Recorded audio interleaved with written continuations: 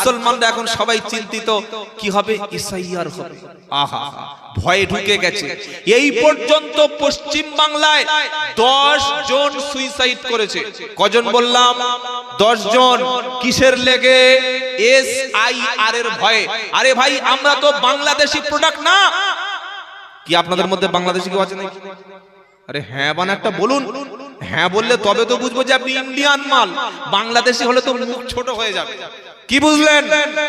আমাদের যারা ভয় দেখাচ্ছে, বলল বিহারে এসআইআর করে বাংলাদেশি অনুপ্রবেশকারী বার করে দেব। খুব খুব ভালো, ভেরি গুড। কিন্তু বিহারে এসআইআর এ যত লোকের নাম বাদ গেল, পরিসংখ্যান দেখুন, তার মধ্যে কজন বাংলাদেশি আর কজন রোহিঙ্গা মুসলিম ছিল। আর আমাদের রাজ্যে একটা পাগলা কুকুর আছে, পাগলা, সারাক্ষণ সে মিডিয়ায় ভুল ভাট বকে যাচ্ছে যে পশ্চিম বাংলায় 1,20,00,000 রোহিঙ্গা মুসলিম আছে। কি বলছি কথা বুঝতে পারছেন না? সেজন্য খুব প্রয়োজন এসআইআর এর। আর এই রোহিঙ্গা মুসলিম 1,20,00,000 এরাই তৃণমূলকে ভোট দেয়, প্রকাশ্য বলছে। তার মানে আমরা মুসলমানদের দেখলে আমাদের গায়ে একটা রোহিঙ্গা রোহিঙ্গা গন্ধ, বাংলাদেশি বাংলাদেশি গন্ধ। ঠিক আছে, 1,20,00,000 ধরে নিলাম রোহিঙ্গা বাস করে। রাষ্ট্রসংঘের রিপোর্ট হলো সারা পৃথিবীতে রোহিঙ্গা ছড়িয়ে ছিটিয়ে আছে মাত্র 2 লাখ। কত বললাম? 2 লাখ। আর আমাদের চিটিংবাজ নেতা, সাম্প্রদায়িক নেতা বলছে 1,20,00,000 রোহিঙ্গা শুধু পশ্চিম বাংলা আছে। এরাই ভোট ব্যাংক একটা বিশেষ দলের। ঠিক আছে, চলুন এবার যদি সঠিক স্বচ্ছভাবে এসআইআর করা যায়, এবং এটা করতে হবে, এটা আপনাদের দাবি তো? আরে যদি বাংলাদেশি না হয় তোমার মুখে ভয় থাকবে কেন? আমি যদি ট্রেনের টিকিট কেটে শিয়ালদায় যাই, আমার পকেটে যদি টিকিট থাকে, তো ওই চেকার বা টিটি দেখলে আমার মুখে কি দোয়া ইউনুস আসবে? আসবে না। তখন আমার বুকে ভয় লাগবে। যখন টিকিট থাকবে না, আমি যদি পড়াশোনা করে যাই, তো আমার ক্লাসে কোশ্চেন দেখে পরীক্ষায় ভয় লাগবে কেন ভাই? কথা বুঝতে পেরেছেন? আসল ব্যাপারটা হলো যদি নিরপেক্ষভাবে সঠিকভাবে এসআইআর হয়, বনগা, গেদে, বারাসাত, দত্তপুকুর, শান্তিপুর, কৃষ্ণনগর, রানাঘাট, মসলন্দপুর, তারপরে আমাদের যত বর্ডার এলাকা আছে, লক্ষ লক্ষ মানুষ তারা নাম কাটা যাবে। তারা এদেশে থাকতে পারবে না। আমি নিজে আসামে দেখে এসে আপনাকে শোনাচ্ছি। আসামে 2019 সালে এনআরসি হয়েছিল, 17 লাখ লোকের নাম এনআরসিতে ধরা পড়েছে। 12 লাখ ছিল হিন্দু, 5 লাখ ছিল, জোরে বলেন, মুসলিম।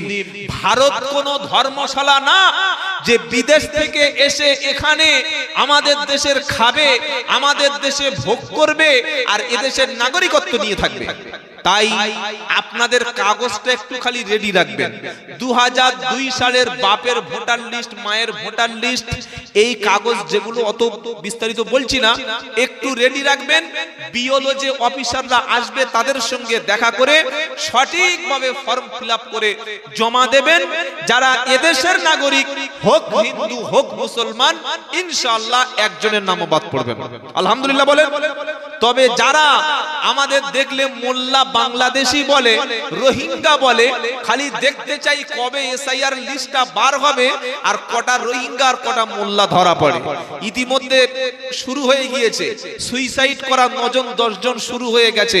মনে রাখবেন, ভারতবর্ষ আমাদের জন্মভূমি। পাকিস্তান যখন ভাগ হয়েছিল, আমরা ইচ্ছা করলে পাকিস্তানে চলে যেতে পারতাম, কিন্তু দেশের ভালোবাসায়, দেশের মাটিকে ভালোবেসে আমরা যাইনি। ইচ্ছা করলে 1971 বাংলাদেশ যখন স্বাধীন রাষ্ট্র হলো, আমরাও ইচ্ছা করলে বাংলাদেশে এদেশের মুসলমানেরা চলে যেতে পারতাম, যাইনি। কেন যাইনি? দেশকে ভালোবেসে, দেশের অবদান, দেশের স্বাধীনতার জন্য রক্ত দিয়ে দেশের সমস্ত কাজ আমরা এবং সবাই মিলেমিশে করেছি, তাই দেশকে ভালোবেসেছি। সুতরাং যত এসআইআর এনআরসি যা কিছু আছে সব কিছু চালিয়ে দাও। এখন আমার বলছে মানুষকে পেরেশানি করার ধান্দাটা দেখেন, বলছে আধার কার্ড এটা কোনো ডকুমেন্টস না। কি বলছে বুঝতে পারছেন না? সিম কার্ড কিনবেন আধার কার্ড, রেশন তুলতে যাবেন আধার কার্ড, বাচ্চা জন্মের পরে আধার কার্ড লাগবে, মরে গেলে আধার কার্ড, হসপিটালে আধার কার্ড, প্যান কার্ডের সঙ্গে আধার কার্ড, ড্রাইভিং লাইসেন্সের সঙ্গে আধার কার্ড। আধার কার্ডটা কোন জায়গায় নেই খালি বলুন, কোন জায়গায় নেই? এত কোটি কোটি কোটি কোটি টাকা খরচ করে হাজার হাজার লোকের লাইনে দাঁড় করিয়ে রেখে বলছে আধার কার্ড এটা পরিচয় পত্র না, তাহলে ভোটার কার্ড বলছে এটাও না, রেশন কার্ড এটাও না, প্যান কার্ড এটাও না। এগুলো মানুষের পেরেশানি, এগুলো মানুষের হয়রানি।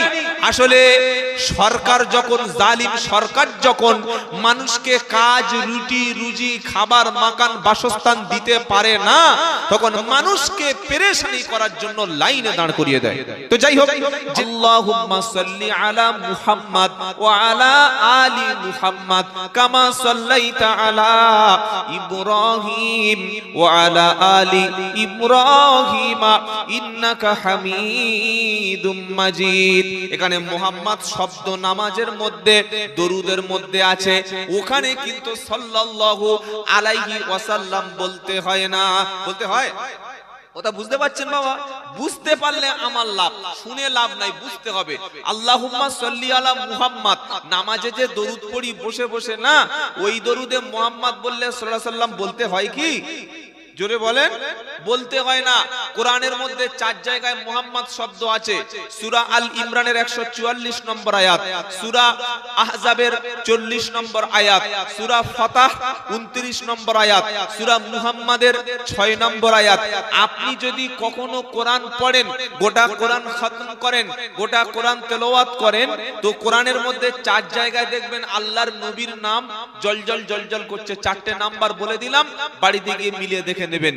এই কোরআন পড়তে গিয়ে যখন মুহাম্মদ শব্দ আসবে, এখানে সাল্লাল্লাহু আলাইহি সাল্লাম পড়ার বিধান, জোরে বলেন, নাই। কোরআনের মধ্যে, নামাজের মধ্যে মুহাম্মদ শব্দ উচ্চারণ করলে ওখানে দরুদ পড়তে হয় না, পড়া নিষেধ, পড়ার সিস্টেম নাই। কিন্তু এছাড়া কোরআনের মজলিসে, জিকিরের মজলিসে, জলসার মজলিসে বসে আছেন, চায়ের দোকানে আছেন, পানের দোকানে আছেন, বিড়ির দোকানে আছেন, বসে বসে শুনছেন, হাঁটছেন, খাচ্ছেন, ঘুমাচ্ছেন, এ সমস্ত দুনিয়ার কোনো কাজের ক্ষেত্রে মুহাম্মদ নাম শুনলে আপনি বলবেন সাল্লাল্লাহু। কথা মনে থাকবে? মনে থাকবে ইনশাআল্লাহ? নাকি চা খাচ্ছে আর মুহাম্মদ বলেই যাচ্ছে, ও চা খেয়ে যাচ্ছে, কোনো সাল্লাল্লাহু আলাইহি সাল্লাম বলে না। এটা যেন আমাদের না হয়। আর আমাদের বক্তাদের একটা ধান্দাবাজি কেস আছে, বলবো কি ধান্দাবাজি কেসটা কি?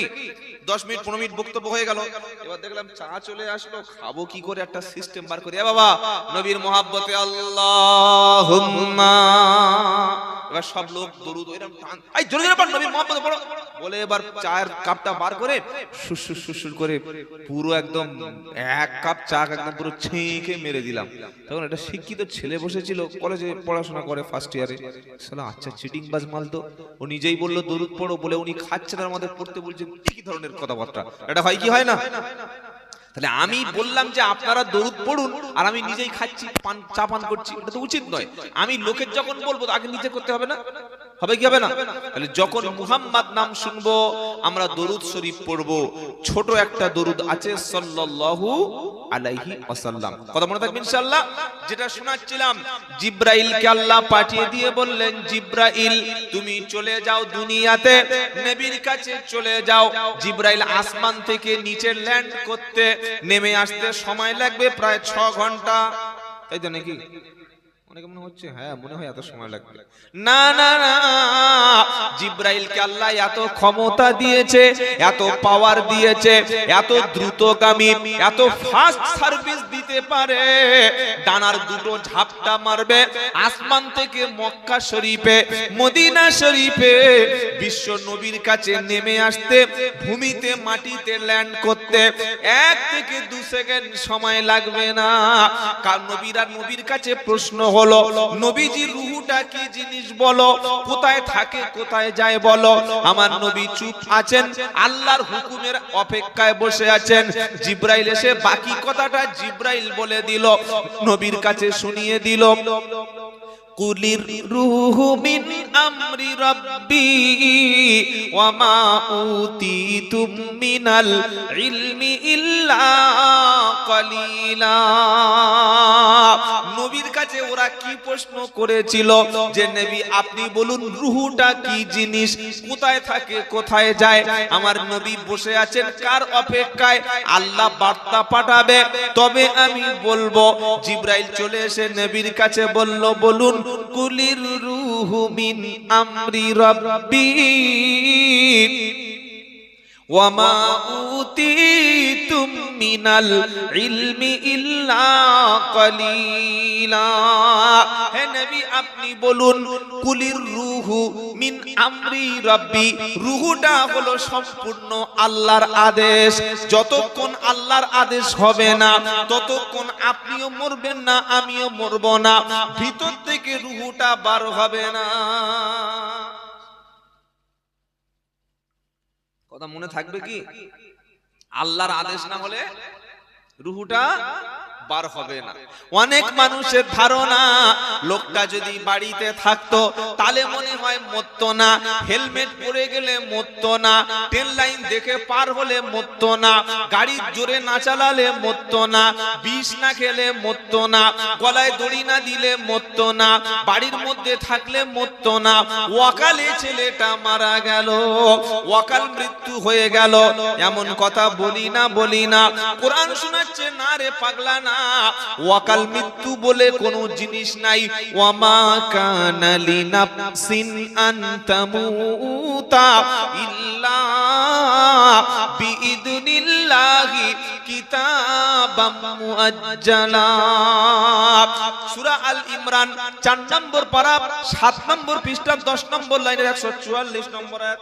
এটা বড় মানুষটা বাতায়, এই ছেলেগুলো বিষাক্ত মাল ভয়ঙ্কর ডিস্টার্ব করছে রে।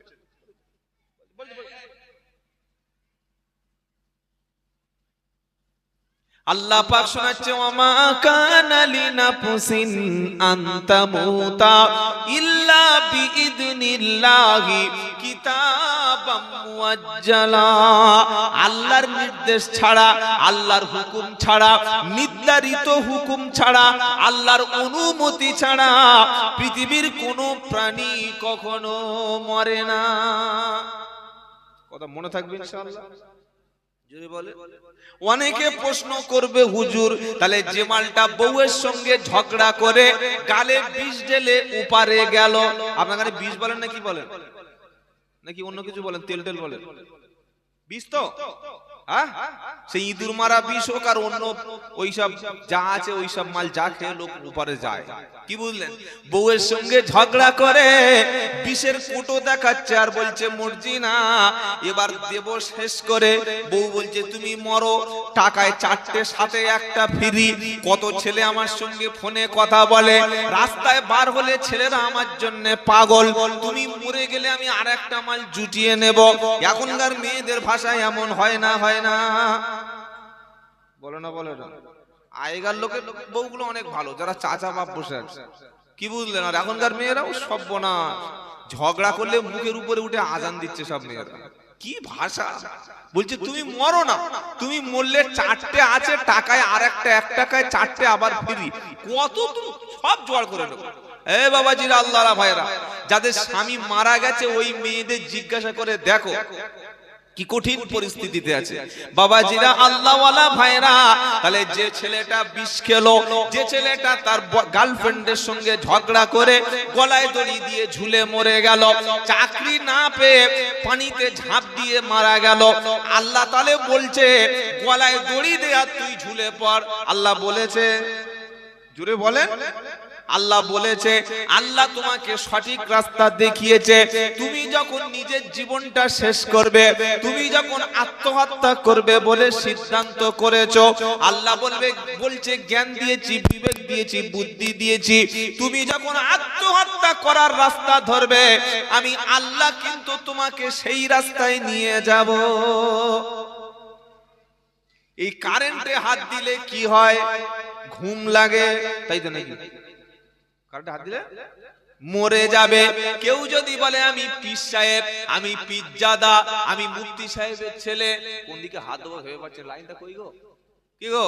আমি আমির সাহেবের ছেলে, আমি ইমাম সাহেবের ছেলে, আমার ঈমান অনেক বেশি, কিংবা আমি হাফেজ, আমি মাওলানা, আমি তাহাজ্জুদের নামাজ কাজা করি না, আমি হজ করেছি 3 বার, আমি পীর সাহেবের মুরিদ, আমি কারেন্টে হাত দিলে মরবো না। কারণ বলবে ঠিক আছে, আয় দেখি তোর কত ক্ষমতা, তোর কেরামতি দেখবো, কত বড় মুফতি সাহেব, মাওলানা সাহেব, হাজী সাহেব, গাজী সাহেব, পীর সাহেব। একবার 11,000 ভোল্টেজে একটা বড় মই দিয়ে সিঁড়ি দিয়ে তুলে হাত দিক দেখি, কারেন্ট কোন পীর মুরিদ ফকির চেনে? যেটা বলো চেনে? যে ইনি মুফতি সাহেব, মাওলানা সাহেব, ঠিক আছে এর ঝাটকা দেব না, শট মারবো না, এর মরণ হবে না, কারেন্ট ওসব কিছু চেনে না। তো আল্লাহ বলছে আমি আল্লাহ তোমাকে আত্মহত্যা করতে নিষেধ করেছি। ওয়ালা তাকতুলু আনফুসাকুম, সূরা নিসা 5 নম্বর পারা 2 নম্বর পৃষ্ঠা 1 নম্বর লাইন 29 নম্বর আয়াত। আল্লাহ বলছে তোমরা সুইসাইড করো না, আত্মহত্যা করো না, গলায় দড়ি দিও না, বিষ খেও না, স্বামী স্ত্রী ঝগড়া করে গায়ে তেল দিয়ে ঘরের মধ্যে ছিটকি তুলে দুজনে পুড়ে মরে গেল। কোরআন বলছে এটা করো না। যারা সুইসাইড করবে, আত্মহত্যা করবে, তাদের ঠিকানা হলো জাহান্নাম। বললে হুজুর জানাজার নামাজ পড়বো কিনা?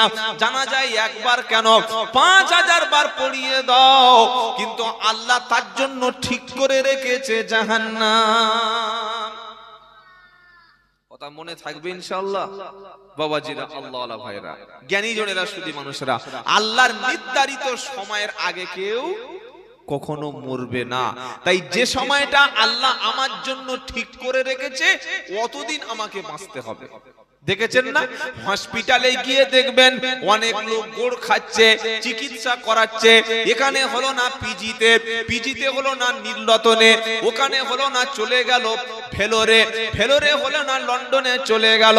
সব জায়গা থেকে লাখ লাখ টাকা খরচ করে বাড়িতে 5 বছর পড়ে আছে, বিছানায় পেশাব করে, পায়খানা করে, তাও মরে না। বুড়িটা বলছে, বাড়ির বউরা বলছে, আমার শ্বশুরটা এখনো মরে না, এত বয়স হয়ে গেল, আর কত পায়খানা পরিষ্কার করব, আর কত পেশাবের লুঙ্গি ধুইব, খাওয়ালে পিছন থেকে বার হয়ে যায়। বৌমা দোয়া করছে, আল্লাহ বুড়োটা তুলে নাও, গন্ধে বারান্দায় টিকতে পাচ্ছি না। আল্লাহ বললে আমি যদি ওর ভাগ্যে 5 বছর বিছানায় শুয়ে পেশাব করানো লিখে রাখি, ও অতদিন পর্যন্ত বিছানায় শোবে, 1 সেকেন্ড আগ পর্যন্ত মরবে না। হয় কি হয় না? আবার অনেক জোয়ান ছেলে বিয়ে করে, সবে ছোট্ট একটা বাচ্চা হয়েছে, নাম রেখেছে আয়ান, 2 বছরের বাচ্চার জন্মদিন। বউকে বলছে দাঁড়া, জন্মদিনের কেক কাটবো, বাজার থেকে ফুল কিনে এনে, ভালো বেলুন কিনে এনে ঘরে সাজিয়েছে, হ্যাপি বার্থডে টু ইউ বলবে।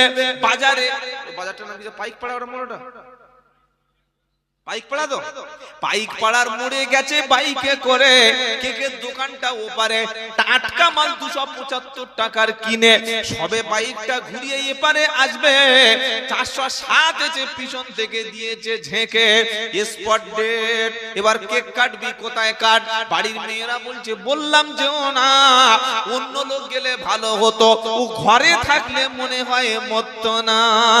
আল্লাহ বলছে না, ঘরে থাকুক আর যেখানে থাকো, কুল ইন্নাল মাউতাল্লাযী তাফিরুনা মিনহু ফাইন্নাহু মুলাকীকুম সুম্মা তুরাদ্দুনা ইলা আলিমুল গায়ব। সূরা জুমা 28 নম্বর পারা 13 নম্বর পৃষ্ঠা 1 নম্বর লাইনের একদম 8 নম্বর আয়াত। আল্লাহ বলছেন নবী তুমি সবার সামনেটা খুলে খুলে বর্ণনা করে দাও, কুল ইন্নাল মাউতাল্লাযী তাফিরুনা মিনহু, নবী তুমি বলো যে মৃত্যু থেকে তোমরা পালানোর চেষ্টা করছো, মরবো না রে মরবো না, এখনো মরণ হবে না, এখনো অনেক সময় বাকি আছে, যে মরণ থেকে তুমি পালানোর চেষ্টা করছো। তুমি থাকবে যেখানে মরণ খুঁজে নেবে, জোরে বলো, সেখানে তুমি যাবে যেখানে মরণ যাবে, মরণ যাবে সেখানে মরবে না বলে আইসিইউতে গেল, ভেন্টিলেশনে গেল, আইসিইউতে গিয়ে 24 ঘন্টা ডাক্তাররা পর্যবেক্ষণ করছে। এখনকার মরণ ভেন্টিলেশনে ছাড়া মরণ হয় না, জন্ম সিজার ছাড়া হবে না, আর মরণটা আইসিইউতে ছাড়া। কথা বুঝতে পেরেছেন? এখন আর ঘরে কেউ মরে নাকি? ঘরে হওয়ার কল নেই আর ঘরে মরার কল নেই। আজ থেকে 10 বছর আগে আমাদের বাচ্চাগুলো কোথায় হয়েছিল? ঘরে কাজ করতে করতে মায়ের পেটে যন্ত্রণা হচ্ছে, বাচ্চারা বাড়ি দরজা বন্ধ করে কোন একজন মেয়ে এসে টেঁ করে আজান, বাচ্চা কাঁদছে, বলি কি হয়েছে? এই সবেদ আলীর ছেলে হয়েছে। কবে ছেলে হয়েছে? এই তো 5 মিনিট আগে। কোন ডাক্তার? বলে আরে ডাক্তার বাড়ির মেয়েরাই করে নিয়েছে। কি ভাই হয় কি হয় না? আগে বাচ্চা বাড়িতে হতো আর মত যারা তারা বাড়িতে।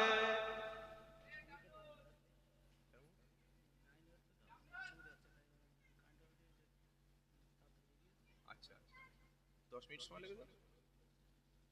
জেনারেটর লাইনটা আলাদা তাই তো? ঠিক আছে, অসুবিধা নেই। 10 মিনিট একটু বন্ধ রাখতে বলছে, এই লাইনের কাজ হবে, অসুবিধা নেই, ঠিক আছে থাক, মাশাআল্লাহ। তো বন্ধ করে দিলে কথা বন্ধ কথা তখন বলি। বাবাজিরা, আল্লাহ আল্লাহ ভাইরা, এখন মরণ হয় হসপিটালে আর বাচ্চা হয়, বাচ্চা কোথায় হয় যদি বলে? Nursing home. বাচ্চা হচ্ছে হসপিটালে, মরছেও নার্সিং হোমে। 10 মিনিট বন্ধ থাক, লাইনটা কাজ হয়ে গেলে আবার ইনশাআল্লাহ বসার জায়গা আছে। রাত 9টা বাজতে গেছে, এখনো বাজারের মেলা সেই অবস্থায় আছে। এটা আমাদের জন্য বড় আফসোসের বিষয়, পরিতাপের বিষয়। ভালো কথা, ভালো কাজ আমরা অনেকে পছন্দ করি না, এগুলো কিন্তু কিয়ামতের দিন আমাদের বিপদের কারণ হয়ে দাঁড়াবে। যে কথা শোনাচ্ছিলাম আমরা, যে বর্তমান যুগে মৃত্যু আর জন্ম এটা একটা ব্যবসায় পরিণত হয়ে গেছে। স্বাভাবিক মৃত্যু হয় না, মরতে হলে ভেন্টিলেশন ছাড়া, আইসিইউ ছাড়া হবে না। আর বাচ্চা জন্ম হতে গেলেও ও বাচ্চা বাড়িতে হওয়া অসম্ভব, সিজার করতেই হবে। জন্মটাও ব্যবসা, মৃত্যুটাও ব্যবসা। বাচ্চা জন্ম দেওয়ার সময় বাপের পকেট থেকে ভারী টাকা একটা খসাতে হবে, হবে কি হবে না? আর বাপ মরে গেলে ছেলের পকেট থেকে একটা ভারী মোটা টাকা দিতে হবে। কেন? 4 দিন 5 দিন আইসিইউতে রোগী ভর্তি ছিল, 3 লাখ টাকা বিল। এ টাকাটা কে দেবে? ছেলেরা। আর ছেলে যখন জন্ম নিয়েছে নার্সিং হোম থেকে বাচ্চা সিজারিং সিস্টেমে দুনিয়ায় আনতে, ওই টাকাটা কে দেবে? জোরে বলেন। বাপ। জন্ম আর মৃত্যু এটা একটা ব্যবসায় পরিণত হয়ে গেছে, তবে সবাই নয়। তো আল্লাহ পাক কোরআনুল কারীমের মধ্যে শুনিয়ে দিচ্ছেন, কুল ইন্নাল মাউতাল্লাযী তাফিরুনা মিনহু ফাইন্নাহু মুলাকিকুম, যে মৃত্যু থেকে তুমি পালানোর চেষ্টা করছো, পালানোর কোনো রাস্তা থাকবে না। তুমি যেখানে থাকবে মরণ তোমাকে এসে দেখা করে নেবে। আইনামা তাকুনু ইদরিকুমুল মাউতু ওয়ালাউ কুনতুম ফি বুরুজিম মুশাইয়াদা। 5 নম্বর পারা সূরা নিসার 78 নম্বর আয়াতে আল্লাহ পাক শোনাচ্ছে, তুমি যদি আকাশের দিকে চলে যাও, বিশাল একটা দুর্গ তৈরি করো, বিশাল একটা সেফ রুম তৈরি করো। আমাদের গাড়ি আর নেতাদের গাড়ির পার্থক্য আছে। এমএলএ, এমপি, প্রধানমন্ত্রী, মুখ্যমন্ত্রী, তাদের গাড়িটা কিন্তু বুলেট প্রুফ গাড়ি। কি গাড়ি বলেন? Bullet proof. আমার গাড়িতে গুলি করলে গাড়ি 2 সেকেন্ডে উড়ে যাবে, আপনার 4 চাকায় গুলি করলে ওমাল টিকবে না। কিন্তু মুখ্যমন্ত্রী, প্রধানমন্ত্রীর গাড়িতে গুলি করলে গাড়ির কোনো সমস্যা হবে না, কারণ গাড়িটা হলো বুলেট প্রুফ গাড়ি। কেন বুলেট প্রুফ গাড়ি? নেতার জীবনের দাম আছে, নেতা মরে গেলে সব শেষ, তাই বুলেট প্রুফ গাড়ি লাগবে। আল্লাহ পাক শুনিয়ে দিচ্ছে, তুমি যদি একটা বিশাল বড় রুম তৈরি করো, যে রুমটায় উপর থেকে বোম ফেললে ভিতরে ঢুকবে না, বাইরে থেকে AK-47 এ গুলি করলে রুমের ভিতর থেকে ভেদ হবে না, এই রুমের নাম হলো বুলেট প্রুফ রুম। কিন্তু আমি আল্লাহ বলছি, আইনামা তাকুনু ইদরিকুমুল মাউতু ওয়ালাউ কুনতুম ফি বুরুজিম মুশাইয়াদা। বুলেট প্রুফ রুম তৈরি করতে পারো গুলির হাত থেকে বাঁচানোর জন্য, কিন্তু আমার মালাকুল মউত আজরাইল কোন বুলেট প্রুফ ঘর ভেদ করে চলে যাবে, কারোর কথা শুনবে না। তাই যদি না হতো, ইন্দিরা গান্ধী, রাজীব গান্ধীকে বাঁচানো যেত, তাদের নিরাপত্তার অভাব ছিল না। মালাকুল মউত চলে আসলে বুলেট প্রুফ গাড়িতে কাজ। জোরে বলেন, আমাদের সঙ্গে দেখা করবে, তবে মালাকুল মউত আজরাইল যখন আসবে, আগে ফোনে SMS চলে আসবে, তুই রেডি হ, গোসল কর, আমি যাচ্ছি। তাই তো নাকি? কথা বলে না? আজরাইল আসার একদিন আগে ফোনে মেসেজ আসে তো? আরে হ্যাঁ না বলছেন না কেন? ফোনে মেসেজ আসে না, পঞ্চায়েত থেকে চিঠি আসে যে ভাই রেডি হ, দাড়ি রাখ, নামাজ পড়, টুপি পর, পাঞ্জাবি পর, দেনা পাওনা মিটিয়ে নে, বাপের কাছে ভাইয়ের কাছে ক্ষমা চা, বউয়ের দেনমোহরটা দিয়ে দে, জমি জায়গার কেলেঙ্কারি সব মীমাংসা করে নে, কে কত টাকা পাবে বুঝিয়ে দে, সামনে বৃহস্পতিবার সকাল 10টায় যাচ্ছি। মেসেজ আসে? জোরে বলো, আসবে না। যে কোনো মুহূর্তে কাছে চলে আসবে। ওহুয়াল কাহিরু ফাওকা ইবাদিহি ওয়া ইউরসিলু আলাইকুম হাফাজা হাত্তা ইদা জা আহাদাকুমুল মাউতু তাওয়াফাতুহু রুসুলুনা ওয়া হুম লা ইউফাররিতুন।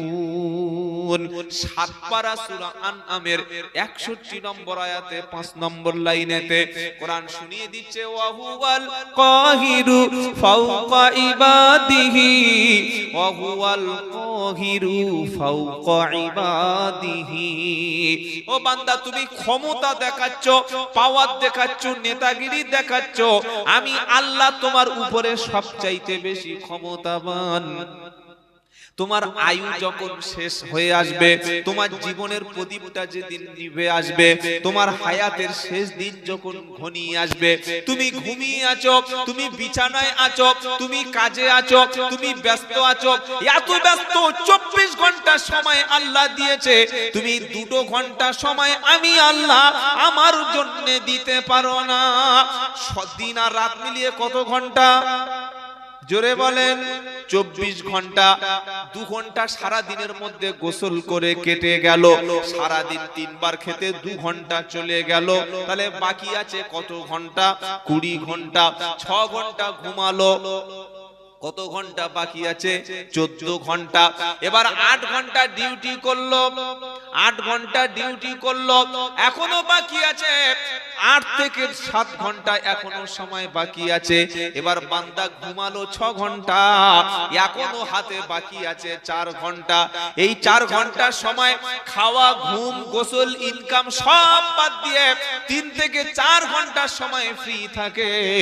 একটা মানুষ দিনে 3 বার খেতে ধরুন 2 ঘন্টা সময় লাগলো, গোসলে 2 ঘন্টা সময় লাগলো, 6 ঘন্টা ঘুমালো, 8 ঘন্টা ডিউটি করলো, এখনো 4 ঘন্টা সময় সময় হাতে বাকি আছে, যে আল্লাহ পাক এত সময় মূল্যবান দিল। এবার বলুন ফজর থেকে ঈশা পর্যন্ত 5 বার নামাজ পড়তে মিনিমাম কতক্ষণ সময় লাগে? ফজরে 20 মিনিট, জোহরে 20 মিনিট, আসরে 10 মিনিট, মাগরিবে 20 মিনিট, কত হলো? 1 ঘন্টা 10 মিনিট। এশায় লাগলো আরো 20 মিনিট, তাহলে কত হলো? কথা বলেন, চুপচাপ বসে আছে। কত হলো? 1.5 ঘন্টা হলো। ওযু করতে আরো আধ ঘন্টা লাগলো, কত হলো? 2 ঘন্টা। 24 ঘন্টার মধ্যে 8 ঘন্টা ডিউটি হলো, 6 ঘন্টা ঘুম হলো, 3 ঘন্টা খাওয়া হলো, 2 ঘন্টা গোসল হলো। সবকিছু হওয়ার পরে বান্দার 2 ঘন্টা সময় যারা মসজিদে দিতে পারলো না, আল্লাহর জন্য দিতে পারলো না, মরণের সময় মৌলবি চেপে কলেমা পড়াবে, ও কলেমা বার হবে না। কাদের মুখে কলেমা আসবে না, কাদের তওবা কবুল হবে না, বলবো। কোরআন শোনাচ্ছে ওয়ালাইসাতিত তাওবাতু লিল্লাযিনা ইয়ামালুনাস সাইয়্যাত হাত্তা ইযা হাদারা আহাদাহুমুল মাউতু ক্বালা ইন্নী তুবতুল আনা ওয়ালাল্লাযিনা ইয়ামুতুনা ওয়া হুম কুফফার উলাইকা আ'তাদনা লাহুম আযাবান আলীমা। সূরা নিসা 4 নম্বর পারা 4 নম্বর পারা 19 নম্বর পৃষ্ঠা 12 নম্বর লাইনের একদম 18 নম্বর আয়াত সূরা নিসা। আল্লাহ বলছেন ওয়ালাইসাতিত তাওবা, তার জন্য কোন তওবা আমি আল্লাহ কবুল করব না। ওই ব্যক্তির তওবা আমি আল্লাহ কখনো গ্রহণ করব না। কোন ব্যক্তির তওবা? ওয়ালাইসাতিত তাওবাতু লিল্লাযিনা ইয়ামালুনাস সাইয়্যাত, যারা বয়স দাড়ি পেকে গেছে, চুল পেকে গেছে, এখনো লটারির টিকিট কাটার নেশা ছাড়েনি, 60 বছর বয়স হয়ে গেছে, এখনো চায়ের দোকানে বসে বসে চা খায় আর মেয়েদের দিকে ইতিমের মতো তাকিয়ে আছে, এখনো মসজিদটা চিনতে পারলো না। 50 বছর বয়স হয়ে গেছে, এখনো জমি চাষ করে, কিন্তু মসজিদে নামাজের সময় হয় না। বাড়ির কাছে জলসা দিয়ে শালির হাত ধরে ঘরের মধ্যে এখনো ঘুরে দেখে আসুন, প্রত্যেকটা ঘরে 18, 20টা, 22, 25টা করে কুটুম এসেছে। তাদের আত্মীয় স্বজনের খেদমত করতে করতে, তাদের মেহমানদারি করতে করতে জলসা শেষ। এবার সবার শেষে দোয়া হচ্ছে, জলসা শেষে রব্বানা যালামনা, এটা ছুটে এসে বলছে আখেরি মোনাজাতে শরীক হ। বললে কেন? বললে এবার দোয়া দেবে। কি দেবে বলো? দোয়া দেবে। কে দোয়া দেবে? বলে হুজুর দোয়া করবে। আমাদের সবার জন্য দোয়া হচ্ছে।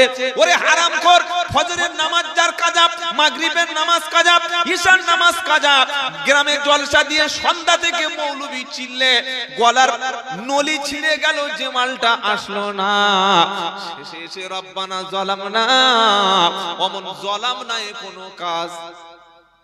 জোরে বলেন। বলে হুজুর এটা আপনি কি আমাদের চাপিয়ে বলছেন না? দলিল প্রমাণ আছে, সব দলিল একটা একটা করে বার করব, পর্চা দেব, রেকর্ড দেব, মানবেন ইনশাআল্লাহ। কোরআন শোনাচ্ছে ওয়ালাইসাতিত তাওবাতু লিল্লাযিনা ইয়ামালুনাস সাইয়্যাত, ওই ব্যক্তির জন্য কোনো তওবা নাই। কোন ব্যক্তির জন্য তওবা নাই?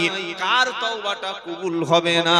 যে ব্যক্তি পাপের সঙ্গে ইনভলভ হয়েছিল, বেনামাজি, সুদ, ঘুষ, জেনা, ব্যভিচার, বড় বড় কঠিন পাপের সঙ্গে সারা জীবন যুক্ত ছিল যারা, আর মরণের ঘড়ঘড়া যখন চেপে গেছে, আহারে আর কথা বলতে পারে না, মালাকুল মউত চলে এসেছে, ওই রকম কঠিন সময় যে পর্যন্ত পাপ ছাড়তে পারলো না, পাপের রাস্তায় হাঁটতে হাঁটতে যার মরণটা চলে আসে, কোরআন শোনাচ্ছে হাত্তা ইদা হাদারা আহাদাকুমুল মাউত, পাপ করতে করতে, সুদ খেতে খেতে, জেনা ব্যভিচার করতে করতে, মদ পান করতে করতে ওই ব্যক্তিকে আল্লাহ রাব্বুল আলামিন বলেন জান্নাতে যাবে না। যারা মাতাল অবস্থায়, নেশা অবস্থায় জীবনটা কাটিয়ে দিয়েছে, বাপ মার অবাধ্য সন্তান, স্বামীর অবাধ্য স্ত্রী, এই তিনজন জান্নাতে যাবে না। যারা মাতাল, সারা জীবন মাতলামি করে গেছে, আর 2 নম্বর বাপ মার অবাধ্য সন্তান, 3 নম্বর স্বামীর অবাধ্য স্ত্রী, যারা জান্নাতে তাদের যাওয়া হচ্ছে না। এরকম সময় যদি মালাকুল মউত চলে আসে, বান্দা বলছে ক্বালা ইন্নী তুবতুল আনা, আল্লাহ এখন তওবা করছি, আস্তাগফিরুল্লাহ আস্তাগফিরুল্লাহ, কলেমা পড়ছি। 8 জন 10 জন মৌলবী মিলে এই রকম সুদখোর মাতাল লোকের পাশে কলেমা পড়ালো, মুখ থেকে কলেমা উচ্চারণ আর হচ্ছে না।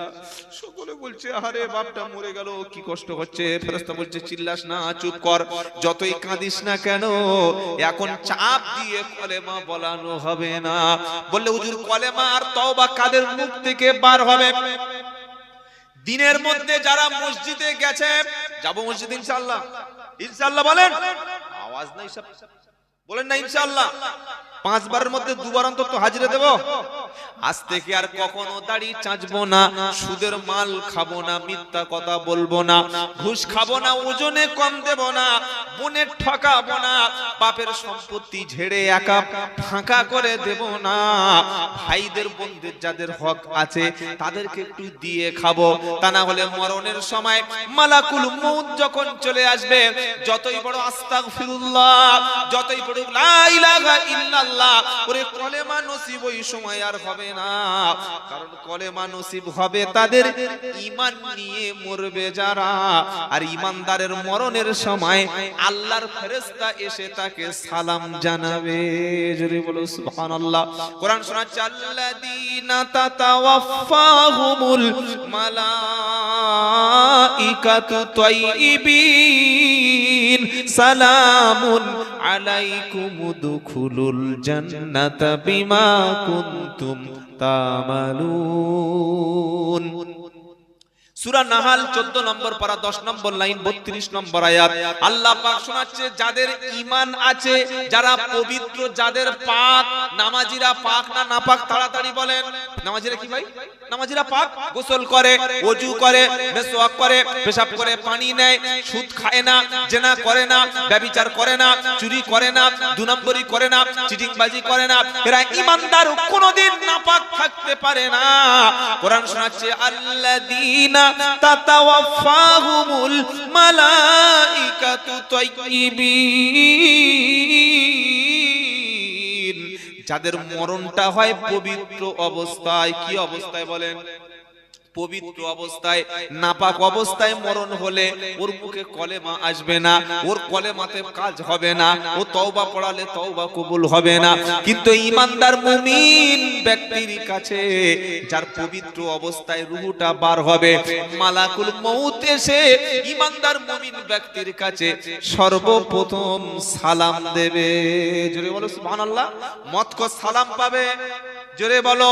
দুনিয়ায় মদ করে সালাম কেউ দেয়, দুনিয়ায় সুদ করে কেউ সালাম দেয়, দুনিয়ায় হারাম করে সালাম কেউ দেয়, কিন্তু আপনি নামাজ পড়েন, ঈমান আছে, পবিত্র অবস্থায় যদি এরকম কোন মুসলমান রাস্তা থেকে যায়, ছোট থেকে বড়, বাচ্চা থেকে ধেড়ো, সকলে কমপক্ষে সামনে দেখা হলে আসসালামু আলাইকুম, এটা অন্তত ঈমানদার মুমিনদেরকে বলে কি বলে না? বাবাজিরা, আল্লাহওয়ালা ভাইরা, কোরআন শুনিয়ে দিচ্ছে ঈমানদার মুমিন ব্যক্তির মরণের সময় ফেরেশতা এসে সালাম দেবে, সালামুন আলাইকুম উদখুলুল জান্নাতা বিমা কুনতুম তা'মালুন। ওরে বান্দা, দুনিয়াতে তুমি যে ভালো আমল করেছিলে, ঈমান ছিল, নামাজ ছিল, আমি আল্লাহ, আল্লাহর পক্ষ থেকে ফেরেশতা এসে তোমাকে সালাম জানাচ্ছি, আল্লাহর পক্ষ থেকে শান্তি বর্ষণ হোক। আর তুমি যে আমল করেছিলে এই আমলের কারণে তুমি চলো আল্লাহর জান্নাতে। জোরে বলুন না সুবহানাল্লাহ। শুধু সালাম দেবে না, ঈমানদার ব্যক্তির রূহটা যখন বার হতে যাবে ওই সময় আল্লাহর ফেরেশতা ঈমানদার ব্যক্তিকে জান্নাতের সুসংবাদ শোনাবে। নারায়ে তাকবীর।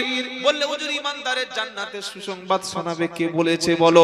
কোরআন শোনাচ্ছে ইন্নাল্লাযীনা ক্বালু রাব্বুনাল্লাহু সুম্মা ইসতাকামু তাতানাজ্জালু আলাইহিমুল মালাইকা আল্লা তাখাফু ওয়ালা তাহজানু আবশিরু বিল জান্নাতিল্লাতী কুনতুম তুআদুন নাহনু আউলিয়াউকুম ফিল হায়াতিদ দুনিয়া ওয়া ফিল আখিরাহ।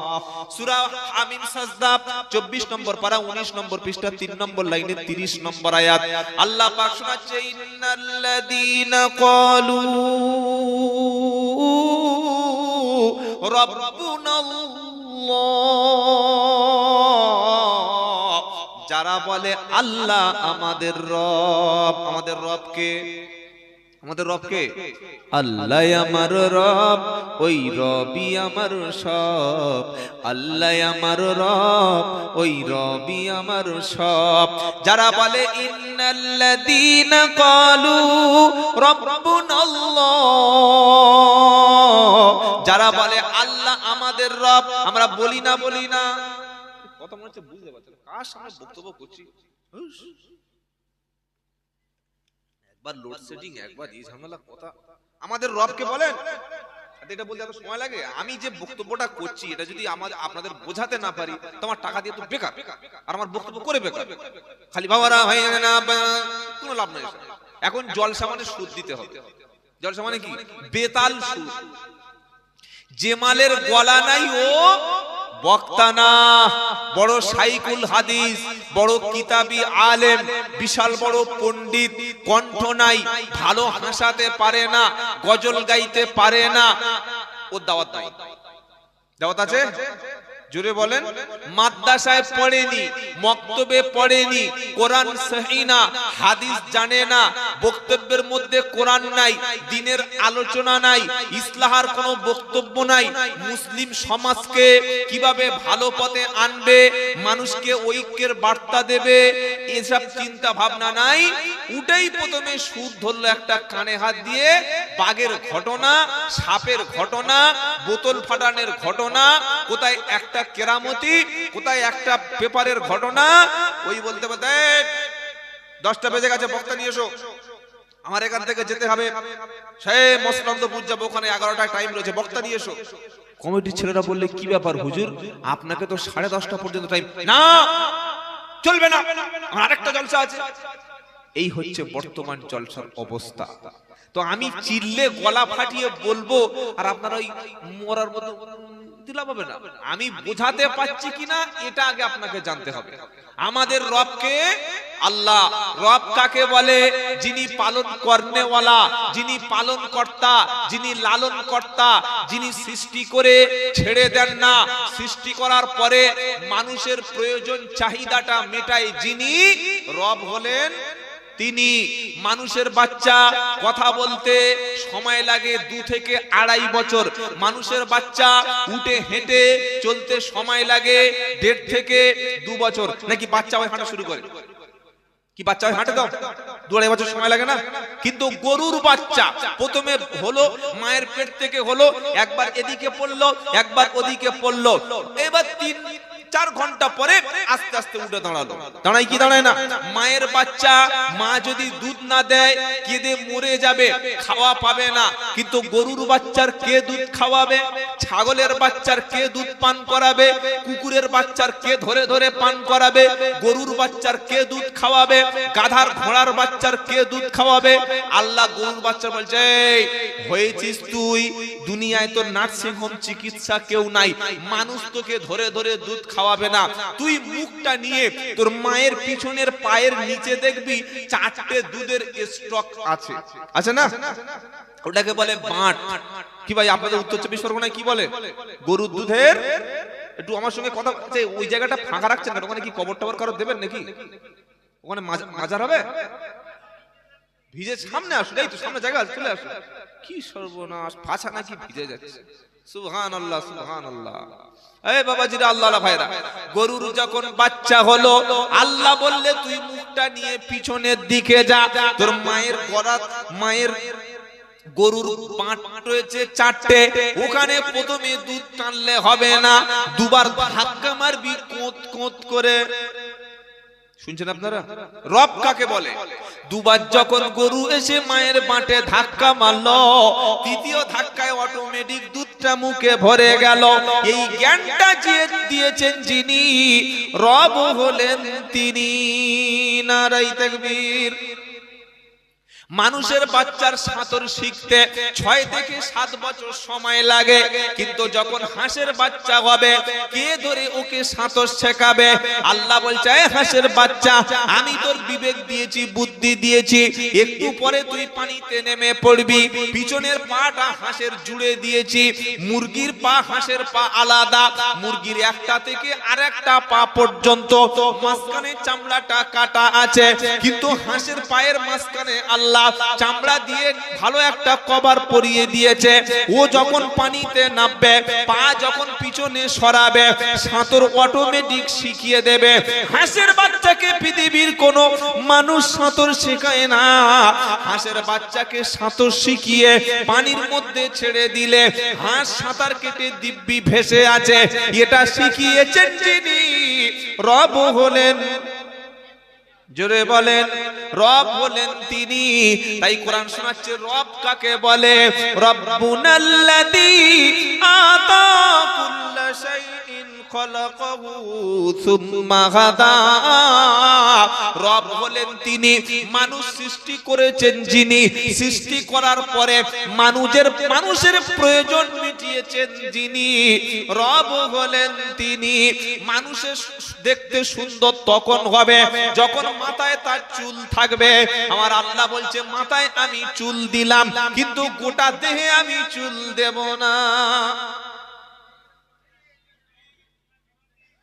আচ্ছা, চিল্লা চিল্লি ছাড়া এটা বলা যায় না? এই বাবা, খুব ভিজে যদি হয় ওটা আরেকটা পেতে দিন পিছনে। আর আমি আপনাদের একটা পরামর্শ দিচ্ছি, একটু শুনে রাখুন। আপনারা অনেক খরচ করেছেন জলসায়, দেখতে পাচ্ছি প্রচুর খরচ হয়ে গেছে। এই জলসায় লোক না বসার বেশ কয়েকটা কারণ আছে, বলবো। 1 নম্বর কারণ হলো, আমি সে প্রথমেই বলেছি, ওটা আর বলে সময় নষ্ট করবো না, একে 10-15 মিনিট সময় আউট হয়ে গেছে। জলসায় না লোক আসার প্রধান কারণ হচ্ছে যে ব্যাপক হারে একটা দোকান লাগিয়ে মেলা করে দেওয়া। এটা বন্ধ না করলে জলসায় লোক হবে না। 2 নম্বর হলো যে জলসায় বসার যে সিস্টেম বা আসনগুলো, একটু যদি চেয়ারের ব্যবস্থা আমরা করতে পারি তাহলে মানুষ একটু বসে। কেন এই কথাটা বলছি, আপনাদের অপমান করছি না। বেশিরভাগ সভাগুলিতে এখন ওই ত্রিপল চটপট বিছিয়ে দেওয়া হয়। এবার সব মানুষ তো আর সমান নয়। আমার দিকে লোক, হ্যালো, যে লোকটা বাড়ি থেকে এসে নামাজ পড়ে এসছে, তার একটা সাদা পাঞ্জাবি পরে আছে, সাদা লুঙ্গি পরে আছে, ও দেখছে যেখানে বসবো ওখানে যা কুকুরের গু আর যা ছাগলের পেশাব পড়েছে, আমার লুঙ্গি যদি ওই জায়গায় ঠেকে যায়, ঘরে গেলে বোর কাছে গাল খেতে হবে। দরকার নাই বাবা, ও দাঁড়িয়ে থাকে। এজন্য করে জলসার মজলিস এত খরচ করেছেন, খালি 100, 200, 300 একটু চেয়ার হয়তো আর 1000, 2-3 টাকা বেশি যাবে, একটু চেয়ার ব্যবস্থা করে দেবেন, দেখবেন মানুষ একটু বসতে পারবে। কথা মনে থাকবে ইনশাআল্লাহ, একটু ব্যবস্থা করবে। আচ্ছা, একটু চুপ করুন, তাকবীর দিন দেখি, নারায়ে তাকবীর। এত ডিস্টার্ব করলে আজকে আর জলসা হবে না, কালকে হবে। আরে বাবা, আওয়াজ করবেন না। বাবাজিরা, আল্লাহ ভাই, রব কাকে বলে? কে রব? আল্লাহকে কেন আমরা আলহামদুলিল্লাহি রাব্বিল আলামিন বলি? রব হলেন তিনি যিনি মানুষ সৃষ্টি করেছেন, সৃষ্টি করার পরে মানুষের প্রয়োজনের চাহিদাটা মিটিয়েছেন যিনি, রব হলেন তিনি। সুবহানাল্লাহ বলুন। আল্লাহ বলছেন ওয়াফি আনফুসিকুম আফালা তুবসিরুন। কিছু বলবি বাবা? বল ঝুলছে কানে। কোরআন শোনাচ্ছে ওয়াফি আনফুসিকুম আফালা তুবসিরুন। ও বান্দা, তুমি তোমার নিজের দিকে তাকাও, আমি আল্লাহকে চিনতে পেরে যাবে। সুবহানাল্লাহ বলে। অনেক নাস্তিক মুরতাদ বলে যে আল্লাহ দেখা যায় না, বিশ্বাস করবো না কেন রে ভাই? আল্লাহ আছে, সত্যি যদি থাকে দেখা পাই না কেন? আমি বললাম ভাই তোর পিঠের পিঠ ব্যাক সাইড পিঠটা কেমন তুই আয়না ছাড়া দেখেছিস? বলে না, শুধু একটা আয়না লাগবে না, পিছনের পাছাটা দেখতে দুটো আয়না লাগবে। কটা লাগবে? দুটো আয়না। আপনার ফেসটা মুখমণ্ডল কেমন দেখতে আয়না ছাড়া দেখা যাবে?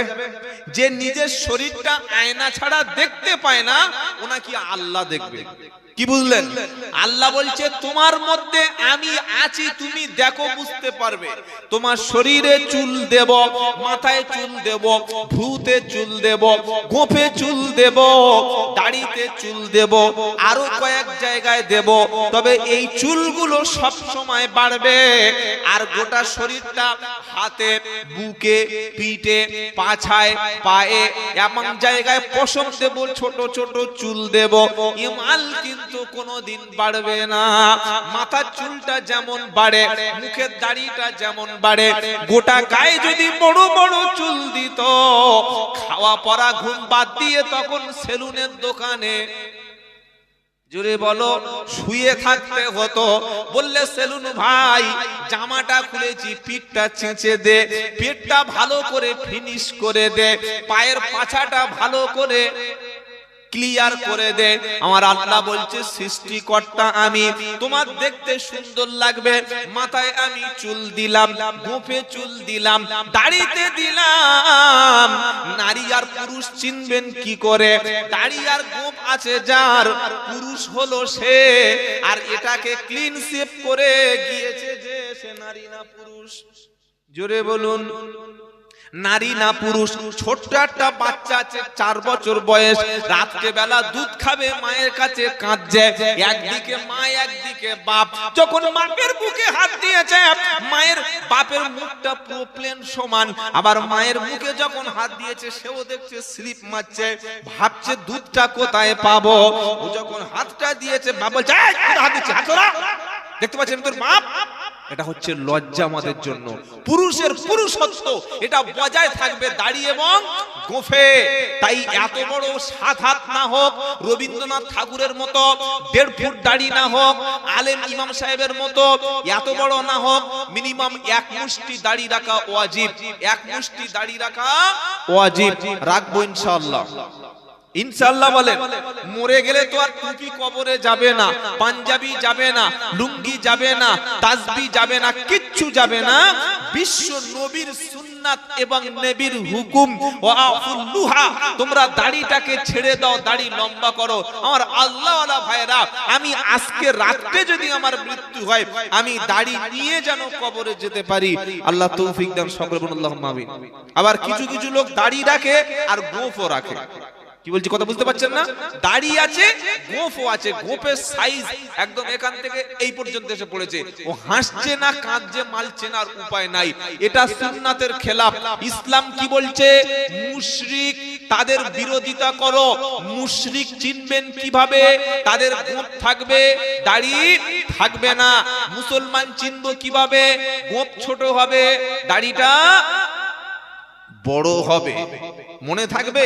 30 বছর মসজিদ কমিটির সেক্রেটারি জুমার দিন দাড়ি শেভ করছে।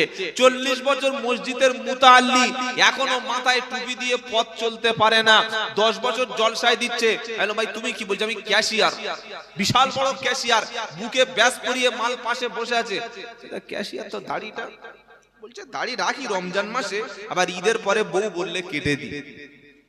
দেখেছো কি মাল?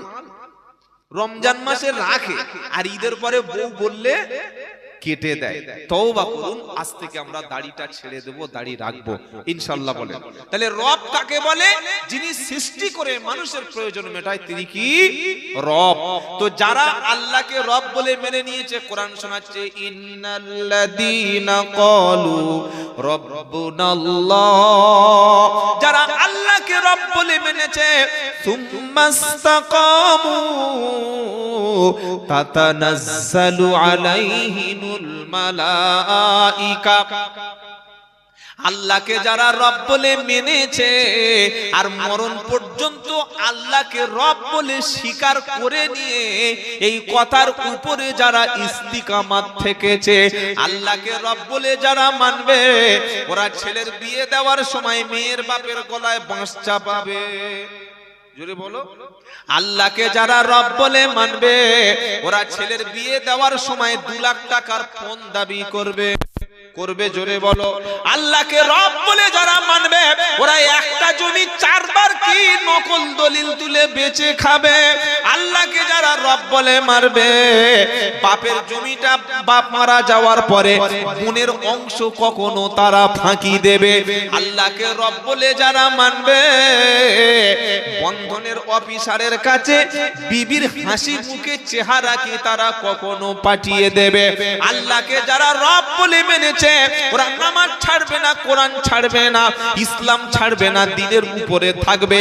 আর কোরআন শোনাচ্ছে এই ব্যক্তি সম্পর্কে আল্লাহ বলছেন আল ইন্নাল্লাযীনা ক্বালু রাব্বুনাল্লাহু সুম্মাস্তাকামু তাতানাজ্জালু আলাইহিমুল মালাইকা, নিশ্চয়ই যারা আল্লাহকে রব বলে মেনেছে আর এই কথার উপরে যারা জমেছিল, আমি আল্লাহ তাদের শোনাচ্ছি তাতানাজ্জালু আলাইহিমুল মালাইকা, ওদের মরণের সময় আমার পক্ষ থেকে আল্লাহকে রব বলে মেনে নেওয়া ব্যক্তির কাছে ফেরেশতা নাজিল হবে।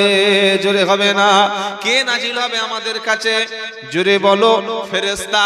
ফেরেশতা আমাদের মরণের সময় এসে বলবে আল্লাহ লা তাখাফু ওয়ালা তাহজানু, হে ঈমানদারো ভয় পেও না, চিন্তা করো না। ওয়া উবশিরু বিল জান্নাতিল্লাতী কুনতুম তুআদুন, আল্লাহ তোমাদের যে জান্নাতের ওয়াদা করেছিল, তোমরা ঈমান এনেছো আর আল্লাহর পথে অবিচল ছিলে, দ্বীনের পথে ইসলামের উপরে তুমি অবিচল ছিলে, তাই আমি ফেরেশতা শুনিয়ে দিচ্ছি, তোমাদের জান্নাতের সুসংবাদ শুনিয়ে দিলাম। সুবহানাল্লাহ। এখন বলবেন না, মাসখানেক পরে বলবেন। জোরে বলেন। যদি ঈমানের উপরে ইসলামের উপরে চলতে পারি, আমাদের মরণের সময় ফেরেশতা এসে কি বলবে? ভয় পেও না, চিন্তা করো না। তুমি ভাবছো কবরে কি হবে, হাসরে কি হবে, মিজানে কি হবে, পুলসিরাতে কি হবে, এসব নিয়ে তুমি কখনো ভয় পেও না। আর তুমি মরণের পরে তোমার ছেলে, তোমার মেয়ে, তোমার ব্যবসা বাণিজ্য, তোমার আত্মীয় স্বজনের কি হবে, এটা নিয়ে মানুষ মরণের সময় চিন্তা করে। আহারে আমার মেয়েটার কে দেখবে, মেয়েটা বড় হয়ে গেছে, বিয়ে দিতে পারলাম না, ছেলেটার চাকরি নাই, ব্যবসা নাই, বাণিজ্য নাই, ভালো দোকান একটা কিনতে পারলাম না, আমার মরণের পরে আমার সন্তানদের কি হবে। কোরআন শোনাচ্ছে এটা নিয়ে চিন্তা করে অনেকে। ফেরেশতা বলবে তাতানাজ্জালু আলাইহিমুল মালাইকা, হে বান্দা তুমি ভয় পেও না, তুমি চিন্তা করো না, তুমি যে দিকে যাচ্ছ ওই জান্নাতের দিকে, আল্লাহর জান্নাতের দিকে চলো। মরণের পরে ভয় নাই, আর তোমার মরণের পরে তোমার ফ্যামিলির যারা আছে তাদের কোনো চিন্তা নাই। নারায়ে তাকবীর। বললে হুজুর কেন ভয় নাই? ফেরেশতারা এবার ঈমানদার মুমিনদের বলবে নাহনু আউলিয়া উকুম ফিল হায়াতিদ দুনিয়া ও ফিল আখিরাহ, হে বান্দারা ভয় করো না, আমরা দুনিয়াতে তোমাদের বন্ধু ছিলাম আর আখিরাতে কবরে তোমাদের বন্ধু থাকব। যেদিন হাসরের ময়দান থেকে তুমি উঠবে, হাসরের ময়দান থেকে পুলসিরাত পার করাবো, জাহান্নামের পুলসিরাতটা পার করে সব জায়গায় তোমার সাথী হব। যতক্ষণ তুমি জান্নাতি না হবে, আমরা ফেরেশতারা তোমাদের সাথী হব। জোরে বলো সুবহানাল্লাহ। যদি ফেরেশতাদের সাথী করতে চাই তাহলে নামাজি ইমানদারের সঙ্গে সাথী হব ইনশাআল্লাহ বলেন। কারণ কোরআন শোনাচ্ছে ইয়া আইয়ুহাল্লাযীনা আমানুত্তাকুল্লাহা ওয়া কুনু মা'আস সাদিকিন। সূরা তাওবা 11 নম্বর পারা 5 নম্বর পৃষ্ঠা 5 নম্বর লাইন 119 নম্বর আয়াত।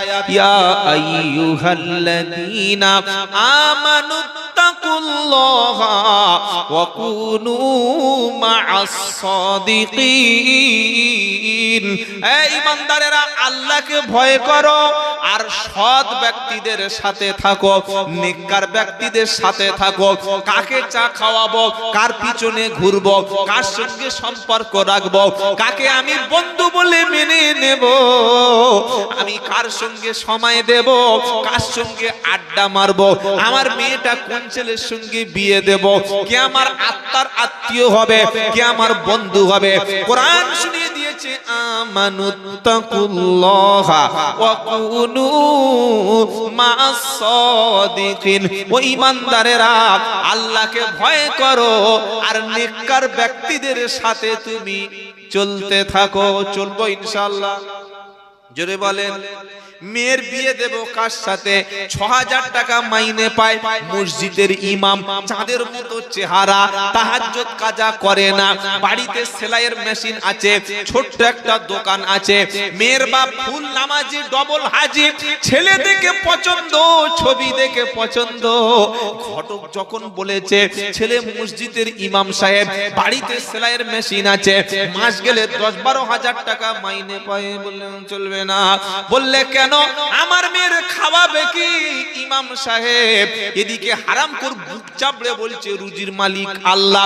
ওরে চিটিং বাস, রুজির মালিক যদি আল্লাহ হলো তো ১০,০০০ টাকার ইমাম সাহেব তোমার বিবি মেয়েকে খাওয়াবে, এই কথাটা তোমার বিশ্বাস কেন হলো না?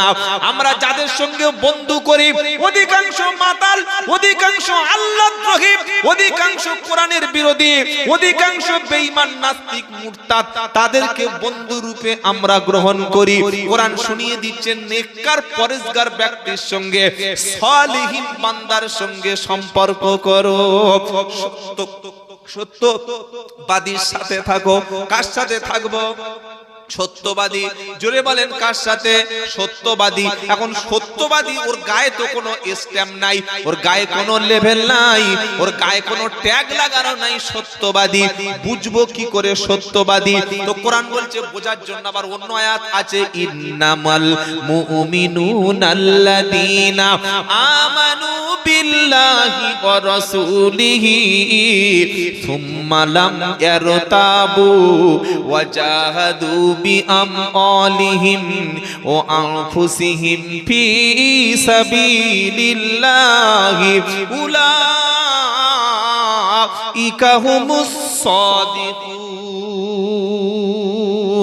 26 নম্বর পারা সূরা আহকাবের 16 নম্বর আয়াত আল্লাহ পাক শোনাচ্ছে, ইন্নামাল মুমিনুনাল্লাযীনা আমানু বিল্লাহি ওয়া রাসূলিহি। নিশ্চয়ই আল্লাহর ঈমানদার ব্যক্তি হলো তারা যারা আল্লাহর উপরে ঈমান এনেছে এবং রাসূলের উপর ঈমান এনেছে। সুম্মা লাম ইয়ারতাবু, আর ঈমান আনার ব্যাপারে তারা কোনো রকমের সন্দেহ পোষণ করে না। ঈমান আনার পরে কোনো সন্দেহ পোষণ করে না। তারপরে কি? ওয়াজাহাদু বিআমওয়ালিহিম ওয়া আনফুসিহিম ফি সাবিলিল্লাহ। আর আল্লাহ রাস্তায় জান এবং মাল এ দুটো দিয়ে সংগ্রাম করে যারা। প্রথমে ঈমান আনে আল্লাহর উপরে, তারপরে রাসূলের উপরে। ঈমান আনার পরে ঈমানের ব্যাপারে কোনো সন্দেহ থাকে না। আর 3 নম্বর হলো জান এবং মাল এ দুটি আল্লাহ রাস্তায় দিয়ে সংগ্রাম করে যারা। কোরআন শোনাচ্ছে উলাইকা হুমুস সাদিকুন, ওরাই হলো সত্যবাদী। নারাই তাকবীর। ছেলের বিয়ে দিয়েছে, মেয়ের বিয়ে দিয়েছে কাঁচা বেনামাজির সাথে, কিসের আশা করতে পারে?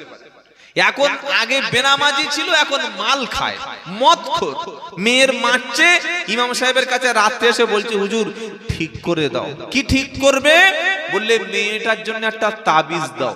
বলুন তো ভাই, কোন মাতালকে মাতলামি ছাড়ানোর জন্য তাবিজে কাজ হবে বলে মনে হচ্ছে? ও তাবিজটা দেওয়ার দরকার ছিল বাচ্চা বয়সে, যেদিন ছোট ছিল সেদিন কোরআন ওকে পড়ানোর দরকার ছিল, কোরআন বোঝানোর দরকার ছিল, কোরআনের মক্তবে পাঠানোর দরকার ছিল। তাহলে তো আর মালখোর হতো না, তাহলে তো আর বেনামাজি হতো না, তাহলে তো আর বদ্দিন হতো না। সেদিন ওকে কোরআন থেকে, মক্তব থেকে, দিন থেকে, ইসলাম থেকে দূরে সরে রাখা হলো। এখন মদখোর রাত্রেবেলা মাল খেয়ে এসে মেয়ের উপরে রাত্রে অত্যাচার করে। মেয়ে ফোন করে বলছে ও আব্বা আমার মেরে দেবে, বলছে নিয়ে যাও না। বললে মা তুই রাত্রেবেলা পালিয়ে চলে আয়, থানায় আসার সময় একটা কমপ্লেন করে আয়। কমপ্লেন করে বাড়ি চলে আসলো। এবার ছুটে এসছে হুজুর তাবিজ দেবে, তাবিজ কানে কানে। হুজুর তাবিজ হবে? কিসের তাবিজ? বলছে মালখোরের তাবিজ, আমার মেয়েটা যেন সংসার করতে পারে সেই তাবিজ দাও। কোন ইমাম সাহেব যদি মালখোরের তাবিজ দিয়ে মদখোর ছাড়ানো যেত, তাহলে আমরা ইমামরা, আলেমরা আগে মসজিদ আর মাদ্রাসা কমিটির সেক্রেটারিকে তাবিজ করে বশ করিয়ে নিতাম। কারণ সবচাইতে কম বেতন ইমাম সাহেবরা পায়। কি বলছি কথা বুঝতে পারছেন না? সবচাইতে কম পয়সা, কম বেতন ইমামদের দেওয়া হয়। তাবিজে যদি কারোর বশ করে নেওয়া যেত, আগে মসজিদ কমিটির সেক্রেটারি আর ক্যাশিয়ার দুটো মালকে বশ করিয়ে নিয়ে ৮,০০০-এর মাইনেটা ১০,০০০, ৬,০০০ টাকা দেয় বলে মনে হয়। ৮,০০০ দেয় নাকি? বক্তার ২০,০০০ টাকা দেবে, ২ ঘন্টার ঠকবাজ গলাবাজ মালকে ৩০,০০০ টাকা দেবে। আবার ৪০,০০০-এর বক্তা আছে, ৫০,০০০-এর বক্তা আছে, ৬০,০০০-এর বক্তা আছে, ৮০,০০০-এর বক্তা আছে। নাম বলবো? বলতে পারি কিন্তু বলবো না, এই মিডিয়ার আবার কথা হাইলাইট করে ফেলে দেবে। ৫০, ৬০,০০০, ৭০,০০০ টাকার বক্তা পশ্চিম বাংলায় আছে। ২০,০০০ টাকা দিয়ে গুনে দিচ্ছে। আগে টাকা পুরো ফোন পে করে দিতে হবে, পরে বক্তা জলসা করবে। এরা নাকি নায়েবে রসুল, এরা নাকি আওলাদে রসুল, এরা নাকি দিনের প্রচারক। কারা? পুরো টাকাটা ফোন পে পাঠিয়ে দাও, পরে গিয়ে তোমাকে সার্ভিস দেব। কি সার্ভিস দেব? দিনের প্রচার করব। কিন্তু ইমামের টাকা মাস শেষ হয়ে গেলে ৪ দিন ৫ দিন কোনো খবর নাই। আমি আব্দুল্লাহ জুবায়ের বলছি, ৩০, ৪০, ৫০,০০০ টাকার বক্তা এনে, ২৮,০০০ টাকার বক্তা এনে, ৬০,০০০ টাকার পীর সাহেব এনে, ৭০,০০০ টাকার আওলাদে রসুল এনে সমাজের পরিবর্তন হবে না। কেন হবে না? কারণ ওই পীর সাহেব, ওই বক্তা সাহেব, ওই আলেম সাহেব ৩০, ৪০, ৫০, ৬০,০০০, ৮০,০০০ টাকা যারা টাকা ছাড়া আসছে না, phone pay payment, UPI payment না করলে আপনার দাওয়াতকে রিজেক্ট করছে। ওর উদ্দেশ্য হচ্ছে মাল কামানো। কিছু ঠিক বলছি তো? উদ্দেশ্য কি বলেন? জোরে বলেন। বলে যে আপনি নেবেন না, নেব, যেটা দেবেন সেটা নেব। কথা মনে থাকবে ইনশাআল্লাহ। ওর উদ্দেশ্য তো মাল কামানো। মাথায় টুপি হবে, মুখে দাড়ি হবে, পাঞ্জাবি হবে, নামের আগে আওলাদ লেখা থাকবে, নামের আগে আন্তর্জাতিক মুফাসসির লেখা থাকবে। কিন্তু এগুলো সমাজের আই ওয়াশ, সমাজকে ধোঁকা দেওয়ার ধান্দা। কবি বলছেন, এ হাল তেরা জাল হ্যায়, मकसद तेरा माल है कि आजब तेरा चाल है, लाखों को अंधा कर दिया। কথা বুঝে এসেছে বাবাজি? এ হাল তেরা চাল হ্যায়, মকসদ তেরা মাল হ্যায়। টাকা বেশি দিলে তখন ২,০০০ টাকা দোয়াটা ২০ মিনিট, আর ৫০ টাকা আল্লাহুম্মা আমিন, শেষ হয়ে গেল। ৩,০০০ টাকা দিলে দোয়া আরো লম্বা হবে। যত মুরিদ ভক্ত যার যত বেশি নজরানা দেবে, তার মাথায় হাত আর মুসাফাটা তার বাড়বে। কিন্তু হাক্কানি পীরেরা, হাক্কানি ওলিরা যারা আমাদের দেশে দিন প্রচারের জন্য এসেছিল, টাকা, অর্থ, সম্পদ, সম্মান, ডিগ্রি, মাল এগুলোর পিছনে তারা ছুটতেন না। তাদের উদ্দেশ্য ছিল আল্লাহর জমিনে দ্বীন প্রচারের জন্য আমরা জীবন দিয়ে দেব। দিয়েছেন, সম্মান আল্লাহ তাদের দিয়েছেন। আব্দুল কাদের জিলানী রহমতুল্লাহ আলাইহি, খাজা মঈনুদ্দিন চিশতি রহমতুল্লাহ আলাইহি, নিজামুদ্দিন আউলিয়া রহমতুল্লাহ আলাইহি, আশরাফ আলী থানভী রহমতুল্লাহ আলাইহি, বুশরাত আল্লামা রুহুল আমিন রহমতুল্লাহ আলাইহি, মুজাদ্দিদ জামান আবু বকর সিদ্দিক রহমতুল্লাহ আলাইহি, সুফি ফতেহ আলী ওয়াইসি হুজুর রহমতুল্লাহ আলাইহি। কি ভাই ঠিক বলছি না ভুল বলছি? টাকার পিছনে ছড়ে নাই। এখন এমনও বক্তা আছে টাকা ফোন পে করে তুলে নিয়ে আর ফোন তুলছে না। একই চিটিং বাস। আমি দিনাজপুরে গেলাম, 400 কিলোমিটার রাস্তা আমার বাড়ি থেকে, প্রায় 12 ঘন্টা রাস্তা। গিয়ে বললে হুজুর এই বক্তাটার ফোন নাম্বার আছে, আপনি এর চেনেন? এখন আমি তার সঙ্গে সম্পর্ক আছে সেই বক্তার সাথে, আমি বলতে পারছি না যে চিনি না। ভাই চিনি, কিন্তু অনেকদিন হলো আর মানে ঘুরিয়ে যেতে হচ্ছে, খুব একটা যোগাযোগ নাই। কেন বললে 30,000 টাকা নিয়ে মালটা আমাদের জলসায় আসে নাই, খুঁজি পেলে ওকে হাদিয়া দেব। কথা বুঝতে পারছেন? তাহলে এই যে সমাজে আইওয়াস করছে, বললে কেরাম বক্তা, বললে বিশাল বড় বক্তা। কত বড়? 8 ফুট 10 ফুট হবে নাকি? বললে না, সাইজ ঠিক আছে, কিন্তু মালটার ভালো চাহিদা আছে। না ভাই, কবি বলে দিয়েছে, এ হাল তেরা জাল হ্যায়, मकसद तेरा माल है कि आजब तेरा चाल है लाखों को अंधा कर दिया। এই যে জামা টুপি দাড়ি পাঞ্জাবি জুব্বা বিশাল মূর্তি ধারণ করে এসেছে তাকবীর দিতে দিতে, এগুলো হচ্ছে জাল, এগুলো মানুষের আই ওয়াশ করা। আসল উদ্দেশ্য কি? মাল কামানো। তাই ইমামের বেতন বাড়িয়ে দিন, যোগ্য ইমাম মসজিদে রাখুন, যোগ্য মুয়াজ্জিন সাহেব মসজিদে রাখুন। একটা ইমাম দিয়ে যদি আপনার মহল্লার সব বাচ্চাদের, সব ছেলেদের, সব মেয়েদের কোরআন শিক্ষা একজনের দ্বারায় যদি অসম্ভব হয়, প্রয়োজনে আরেকটা ইমাম আরেকটা আলেম মসজিদে রাখুন। মাসে 20,000 টাকা মসজিদে ইমামের পিছনে খরচ করলে দুটো আলেম পাওয়া যাবে। দুটো আলেম পাওয়া গেলে সমাজের বাচ্চারা কোরআন শিখবে, বয়স্করা কোরআন শিখবে, বাড়ির ছোট মেয়েরা কোরআন শিখবে, সিনিয়র সিটিজেন কোরআন শিখবে, ইয়ং সোসাইটি কোরআন শিখবে, নামাজ শিখবে, দ্বীন শিখবে, ইসলাম শিখবে। সবাই যখন কোরআন শিখবে, সবাই যখন নামাজ পড়তে পারবে, সবাই যখন ইসলামের বেসিক নলেজটা জেনে যাবে, তখন আব্দুল্লাহ জুবায়েরকে আর একটা বক্তাকে টাকা দিয়ে আর চিৎকার করানোর দরকার হবে না। তাই আমরা খুব চালাক, বললাম ভাই জলসাটা কায়েম রাখবেন বাবা, কিয়ামত পর্যন্ত কায়েম রাখবেন, তা না হলে আমি খাবো কি করে? আমি তো আর ওই রাস্তায় কাজ করতে পারবো না। কি বুঝলেন? আল্লাহ আমাদের হক কথাটা মেনে নেওয়ার তৌফিক দান করেন। সকলে বলুন আল্লাহুম্মা আমিন। কোরআন আমাদের কাছে পরিষ্কার করে তাই বলে দিয়ে গেছে, ওই কিয়ামতের মুসিবতের দিন আল্লাহ তার বান্দাকে, ফেরেশতারা বলবে তোমার ভয় নাই, তুমি চিন্তা নাই। কেন ভয় নাই? তুমি দ্বীনের উপরে, ঈমানের উপরে, ইসলামের উপরে মজবুত ছিলে, অটল ছিলে। জোরে বলুন সুবহানাল্লাহ। তাহলে আমরা বন্ধুত্ব করব কাদের সাথে? আল্লাহওয়ালাদের সাথে। আল্লাহ পাক আবার বলে দিয়ে, মুসলমানরা এখন সবাই চিন্তিত কি হবে? ইসাইয়ার হবে। আহা, ভয়ে ঢুকে গেছে। এই পর্যন্ত পশ্চিম বাংলায় 10 জন সুইসাইড করেছে। কজন বললাম? 10 জন।